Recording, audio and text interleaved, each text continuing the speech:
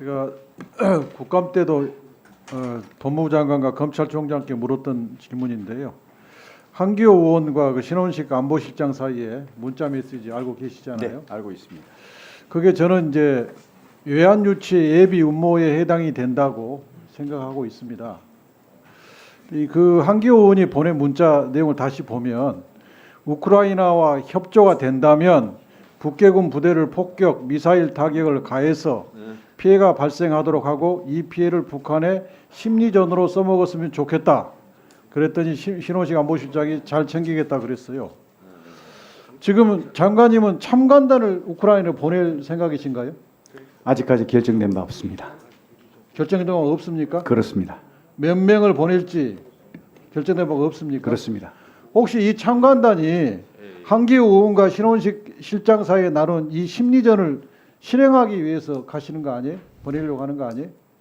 그것도 결정된 바가 없고 검토는 처음에 됐었는데 아직 어떤 결정도 된 거 없습니다. 그러면 지금 그 파병 규모와 관련해서 몇 명 이상부터는 국회 동의를 받아야 되고 몇 명 이하는 받지 않아도 된다. 그런 법률 규정이 있습니까? 그게 정확하게 몇 명으로 구분되어 있지는 않고요. 부대 파병은 그 국회 동의를 받도록 되어 있는데 그 부대 파병의 정의는 일정한 지휘 체계를 갖춘 국군 조직, 국군 부대를 의미한다 이렇게 되어 있습니다. 그래서 그게 법에 나와 있나요? 아닙니다. 법에는 그런 내용이 없고 법 외하의 법률 PKO법하고 국방부 훈령에 거기에 이제 세부적으로 들어가 그러니까 있습니다. 그것은 국방부의 견해일 뿐이잖아요. 국방부의 견해죠, 그게. 그렇죠. 예. 네. 국방부 그러니까 훈령과 국회 PKO 견해하고 네. 다를 수 있다 이거예요. 그죠? 네, 그럴 수 있습니다. 근데 만약에 동의를 받아야 된 실체가 동의를 받아야 된 국회 동의를 받아야 된 파병에 해당되는데 국방부가 그걸 받지 않고 결정을 했을 때는 헌법 위반 문제가 발생하잖아요. 네, 네, 네. 이걸 대통령이 몰랐다고 볼 수는 없잖아요. 네. 그럼 위헌 문제가 발생하잖아요. 의원님 사실 이 문제는요. 지금 1993년부터 근 30개국의 1,130여 명의 우리 장병들이 파병이 이미 됐었습니다. 자, 그럼 제가 이렇게 됐고요. 질문을 바꿔서 물어볼게요. 예. 20명을 보냈는데 무기를 소지하고 갔으면 파병입니까 아닙니까? 그거는 이제 판단을 해봐야 됩니다. 그게 이제 어떤 임무로 갔는지 또 어떤 이 지휘 체계 하에 갔는지 아니면 다른 어떤 목적으로 전투 목적이 아닌 다른 목적으로 갔는지 임무와 역할을 좀 잘 판단해서 종합적으로 판단해야 될 문제라고 저는 생각합니다. 동의를 받아야 되는데 국방부가 자의적으로 판단해서 동의 받지 않고 결행하면 헌법 위반 문제가 발생한다. 그게 탄핵 사유가 될 수 있다. 이걸 경고 드립니다. 네, 잘 알겠습니다. 네. 위원장도 하나 좀 말씀드리겠습니다. 장관님, 네. 제가 예전에 군에 있던 분들한테 김영현 국방부 장관이 어떤 군인이었냐 그랬더니 스마트한 엘리트 군인이었다 이렇게 얘기를 하더라고요. 실제로 민주당 쪽에 있는 인사들한테 물어봐도 근데 그 기조를 좀 유지하셨으면 좋겠다는 차원에서 말씀드립니다. 트럼프 대통령이 당선됐어요. 그리고 우크라이나 전쟁은 내가 24시간 안에 이걸 끝내겠다 이렇게 공언하고 있어요. 그러면 우리가 한미동맹 얘기하잖아요. 그럼 트럼프 대통령의 대세계 전략과 우리도 발을 맞춰야 되잖아요. 근데 트럼프 대통령은 우크라이나 전쟁을 끝내겠다 그러는데 한국의 윤석열 대통령은 살상무기나 우리 국군을 파병하겠다. 그러면 트럼프 대통령 입장에서 생각해 보면 아니 한국 정부가 지금 나 트럼프 행정부에 대해서 반대하나? 반미 정권인가? 이렇게 오해할 수도 있어요. 그래서 우리가 대외 전략 중에서 한미 동맹을 공조를 유지하는 것이 굉장히 큰 부분이라면 미국의 이런 전략적 수정에 대해서 우리나라도 신중해야 되고 가급적이면 트럼프 대통령과 전화를 하든 아니면 정상회담을 하든 이 부분에 대해서 조율을 해야 되고 조율하기 전에 불쑥불쑥 먼저 얘기하는 것은 우리 국익에 매우 안 좋다고 생각하고 우리 안보에도 안 좋다고 생각해요. 기존에 이 선거 결과를 알 수 없을 때 그렇게 했던 전략이다 하더라도 그 방향은 탄력적으로 수정해야 되는 거 아니겠어요? 국방부 장관 어떻게 생각하세요? 네, 위원장님 말씀 정말 많은 참고가 될 것 같고요. 잘 새기겠습니다. 그리고 그런 부분에 대해서도 유념을 하면서 새로운 어떤 신행정부와의 그런 어떤 문제를 조율해 나가면서 해 나가도록 그렇게 하겠습니다. 그리고 또 하나요. 트럼프 대통령이 대선 선거운동 기간 내내 김정은과의 친분을 과시했어요. 그리고 오히려 해리스는 그런 트럼프를 공격하는 소재를 썼거든요. 네, 그래서 대선 때 그런 말을 했기 때문에 북한과의 접촉을 우리 대한민국의 정부 모르게 대한민국 정부를 패싱하고 그렇게 할 수도 있어요. 그 또한 우리 대한민국으로서는 엄청난 국익적인 손실일 수 있거든요. 그래서 그런 부분까지도 염두에 두고 트럼프 신행정부와 긴밀하게 협조를 해야 된다고 생각해요. 국방부 장관 그렇게 생각하십니까? 전적으로 위원장님 말씀에 동의하고요. 그런 네. 문제가 안 생기도록 긴밀하게 협의하도록 그렇습니다. 그래서 하겠습니다. 우크라이나 전쟁에 살상 무기 뭐 보내겠다, 파병하겠다 이런 부분은 전략적 수정을 빨리 하시는 게 좋을 것 같아요. 예, 유념하시기 바랍니다. 네, 감사합니다. 네? 네네. 박지원 의원님. 제가 오늘 너무 발언을 많이 해서 죄송합니다. 괜찮습니다. 국방장관, 예, 처음에 부임하셨을 때보다 역시 장관 며칠 하시니까 굉장히 좋아지셨네요. 감사합니다. 그렇게 발전해야 돼요. 지금 정청래 위원장께서 말씀하셨지만은 트럼프 대통령이 당선됨으로써 미국의 변화가 시작된 게 아니라 네. 천지 개벽이 시작됐습니다. 행정, 입법, 사법.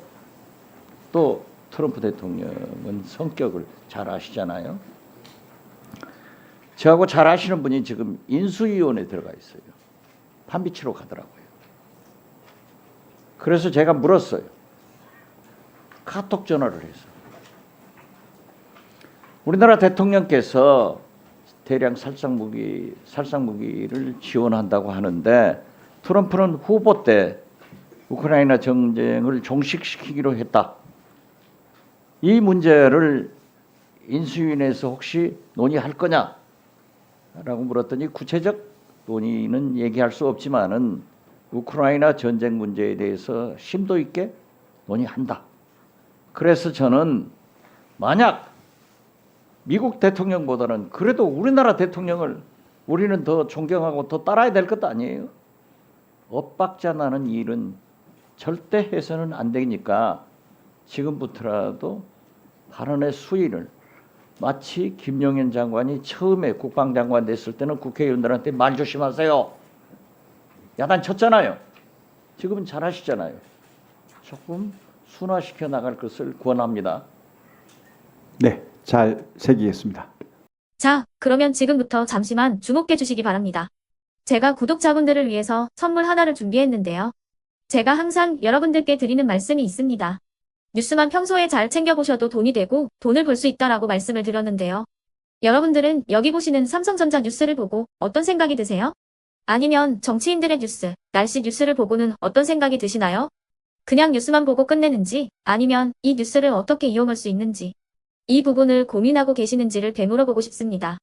그 이유가 뭐냐 하면 제가 지난번에 여러분들께 뭐라고 말씀을 드렸었죠?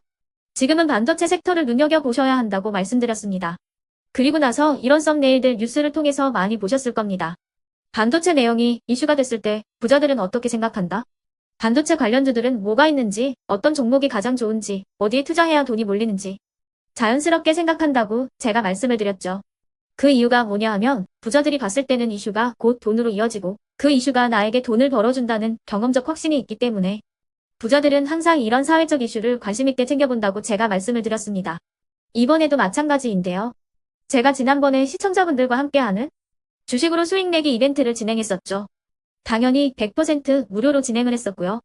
여기 보시면 아시겠지만 제가 지난번에도 구독이라고 보내주신 모든 시청자분들께 반도체 관련주 중에 가장 크게 급등할 딱 한 종목, 많은 종목도 아니라 한미반도체 한 종목을 여러분들께 추천드렸어요.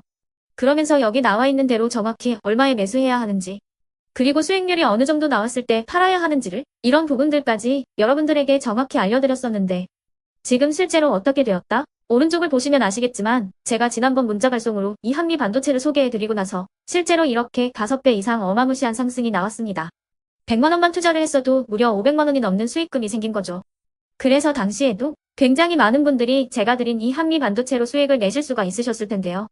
다시 한번 축하드린다고 말씀을 드리겠고 이번에도 마찬가지입니다. 앞으로도 2024년, 2025년 계속해서 기대해볼 섹터는 AI입니다. 그 중에서도 AI 반도체는 그 누구도 부정할 수 없는 미래 성장 산업입니다. 그러면 우리가 어떻게 생각해 볼 수 있을까요? AI 반도체 종목 중에 앞으로 크게 대장 역할을 하면서 10배 이상 급등할 수 있는 텐베거 종목을 지금부터 열심히 추적해야 한다는 겁니다. 큰 돈을 투자하지 않더라도 월급의 일부분 아주 소액이라도 이 종목을 모아가야 수백 %의 수익률을 손에 쥘 수 있는 것이죠. 지금 여러분이 보고 계시는 이 유튜브 또한 AI 반도체와 아주 밀접한 연관이 있고 반도체야말로 대한민국의 핵심 산업으로 앞으로 더더욱 시장은 성장할 수밖에 없습니다. 그렇기 때문에 제가 이번에도 뭘 보내드리고 있냐면 지난번과 똑같이 구독이라는 문자를 보내주시면 제가 AI 반도체 관련주 중에 앞으로 대장주 역할을 하면서 주가가 가장 크게 급등할 한 종목을 여러분들께 문자 발송으로 종목명과 사고 파는 시점을 모두 알려드릴 건데요. 그 문자를 받고 여러분들이 주식으로 돈 버는 연습을 한번 해보셨으면 좋겠고요. 혹시라도 나는 주식을 하지 않는다 하시는 분들은 주변에 주식하시는 지인분들에게 말씀을 해주셔도 되고요. 아니면 연세가 있으셔서 투자가 어렵다 하시는 분들은 이 종목을 자녀분들에게 한번 사봐라. 이걸로 한번 수익을 내봐라. 이렇게 조언을 해주실 수도 있는 거겠죠. 그래서 지금 이 영상을 보시는 시청자분들 중에 나도 이번 종목이 좀 궁금하다 하시는 분들은요. 누구나 상관없이 그리고 어느 시간대나 상관없이 부담없이 010-2514-5930번으로 구독이라는 문자 보내주시면 제가 이번에도 똑같이 무료 추천 급등주 문자를 보내드리겠습니다. 이해되시겠죠? 제 번호 010-2514-5930번으로 구독이라는 문자 보내주시면 여러분들이 직접 이슈를 통해서 돈 버는 연습을 해보실 수가 있는 거고 제가 돈을 받는 것도 아니고 투자를 대신해 드리는 것도 아니기 때문에 부담 없이 신청해 주시면 되는 겁니다. 그리고 수익이 나면 저는 다른 것은 하나도 바라지 않습니다. 제 채널에 구독, 좋아요 한 번씩만 눌러주시라 이렇게 다시 한번 말씀을 드리겠습니다.